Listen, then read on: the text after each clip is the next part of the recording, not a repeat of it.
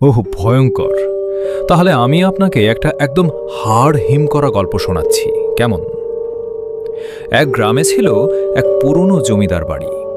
সেই বাড়ির নাম শুনলেই লোকে ভয়ে কাঁপত। কথিত আছে, সেই বাড়িতে একসময় এক অত্যাচারী জমিদার থাকতেন, যিনি প্রজাদের উপর অনেক অত্যাচার করতেন। একদিন রাতে গ্রামের লোকেরা তাঁকে তাড়া করে বাড়ি থেকে বের করে দেয়, কিন্তু জমিদার আর কখনো গ্রামে ফিরে আসেননি।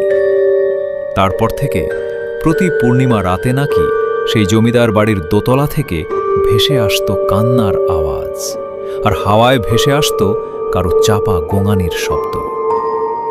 গ্রামের কেউ সাহস করে সেই বাড়ির ত্রিসীমানায় যেত না।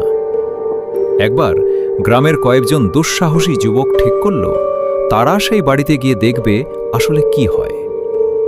পূর্ণিমা রাতে টর্চ লাইট আর লাঠি নিয়ে তারা সেই বাড়ির ভেতরে ঢুকল। ভেতরে ঢুকতেই একটা ঠান্ডা স্রোত তাদের শিরদাঁড়া দিয়ে নেমে গেল। চারদিকে শুধু ধুলো আর মাকড়সার জাল। পুরনো আসবাবপত্রগুলো যেন ভৌতিক ছায়ার মতো দাঁড়িয়ে আছে। হঠাৎ দোতলার সিঁড়ি থেকে তারা একটা অদ্ভুত শব্দ শুনতে পেল, খট খট খট, যেন কেউ ভারী কিছু টেনে নিয়ে যাচ্ছে।